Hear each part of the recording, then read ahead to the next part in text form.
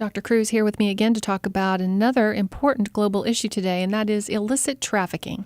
Now, items of all kinds are illegally and illicitly trafficked around the world. We're very familiar with some of these, right, Dr. Cruz? So like drug trafficking, we think of cocaine and marijuana and methamphetamine and heroin, illegal drugs. And so there's, the massive drug trafficking, the drug trade. Arms, obviously, there are a lot of, there's demand all around the world for weapons in places where, they either are under sanctions and embargoes and can't receive them. Criminals that want weapons. So weapons trafficking we're very familiar with. But human trafficking, I wouldn't say a new form of trafficking in any way, shape, or form, but certainly one that has grown significantly in recent years and seems to be kind of overtaking the drug trade in some ways as one of the most profitable areas for trafficking. So let's just start there with these forms of trafficking and what some thoughts might be about particularly human trafficking. When we think of human trafficking, we can think of a couple different things. By definition, human trafficking refers to those that are taken or trafficked for use in the sex trade as prostitutes or sold off for labor. We can often think about big events such as the Super Bowl, the Olympics. People are brought in, coerced, and then in many ways abused or not paid fair wages. And then finally, one we don't talk about all that often is child soldiers are also technically a form of human trafficking. Very big concern, and some might be surprised to learn that Oklahoma is actually one of the transport areas or the cross-transport areas because of where we sit in the United States. You mentioned some of these others, gun trafficking, drug trafficking. These often go hand in hand. Where you see one, you're likely to see the other. Again, thinking about Oklahoma, the drug trade through the state of Oklahoma is often associated with human trafficking through the state. And I would also point out that thinking about human trafficking, due to the advances in technology, we also see a lot of organ trafficking becoming a new commodity. People either selling off organs, being coerced to sell organs, or whole bodies being taken to be transplanted into someone else. This is really shocking, the organ transplant trade, basically. People selling an organ like a kidney, for example. You could go on the internet and order a kidney. But then, livers and lungs and other things being stolen or taken from prisoners after they've died, or they perhaps have been murdered, other people being murdered for guns. I think that brings up an important point that often what goes hand in hand with trafficking is violence. And these are clearly activities that are happening on the margins of and outside the law. So, with that comes violence and even terrorism. A topic we've talked about before, that terrorists are often engaging in trafficking activities in order to fund their work, fund their terrorist activities, their organizations. Now, not all traffickers are terrorists, but pretty much all terrorists are traffickers. So there's that relationship there that leads to all kinds of other ugly things, organized crime and violence and terrorism in particular. But, it's not just weapons, drugs, and humans and organs. There are animals that are trafficked, exotic animals, art, antiquities, other kinds of collectibles, butterflies. Insects. Butterflies. I'm sure you have some Harry Potter fans in your class. The white owls were trafficked when Harry Potter was a very popular book.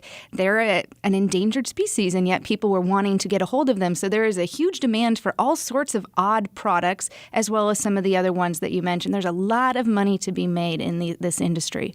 So one other little twist on this, let's talk for a second about counterfeit goods. So we all know that some of these things, weapons, drugs, humans in particular, this is all illegal activity, but counterfeiting of everyday items like handbags and sunglasses and belts and clothing, just everyday items, but also things like prescription drugs, those being counterfeited around the world. So there's huge markets in fake items and fake goods around the world. You walk down the streets of Rome, you walk down the streets of New York, and you see people lined up selling fake handbags on the street. Why should we care about that? Where does that fit into illicit trafficking? Well, I think when you're talking about fake prescription drugs, there's a very serious health concern there. Obviously, we don't have anyone regulating what is in those drugs, and then people are taking them thinking that they're perhaps getting one thing, and there's probably other substances that are used as filler in there. It could be very, very dangerous.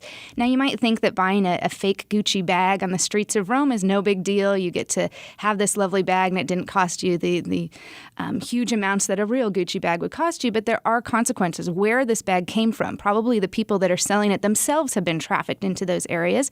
The people that are producing this are surely not being paid a livable wage and are probably being coerced themselves. And so there are lives that are in danger when we go and buy those bags and buy those sunglasses. It's hurting the brand, and it's contributing to, potentially contributing to black market and other activities. Absolutely. But let's finish this discussion by looking at how do you fight illicit trafficking. This is the hard part, right? Because a lot of this is so invisible. It's not out in the open.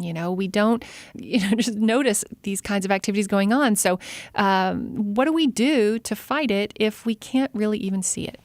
This is a difficult question to answer, and one that really we are going to struggle to answer for quite some time, and we're going to try and have been trying in many, many different ways. One of them is primarily looking at exports and imports, products that come into the United States. How are those being searched? What are we looking for? What can we do to make sure that the documents that are used to get animals, peoples, etc., through borders, that those are legitimate? And then some prosecution if we find that those are not legitimate.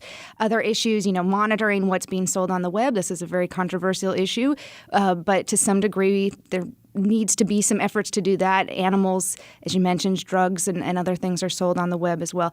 But I think there's some things that we can do as individuals every day. We cannot buy that purse. It's demand, right? Yeah, there's a demand issue as well. It's not just the supply, but the demand. So when you say we can do something, what we can do is not try to avoid purchasing illicitly produced or illicit products. We can do that. We can also, something we can do just in and of ourselves is educate people to this sort of thing. I mentioned at the beginning that we're talking about things that are occurring in Oklahoma. We can tell other people about these. We can make them aware. Information and education is always a good tool in fighting these sorts of activities. Definitely a challenging issue. So be honest. Have you been involved in illicit trafficking? How about piracy of music or film? These are these illicit activities. Let's see what the students think about this issue of illicit trafficking.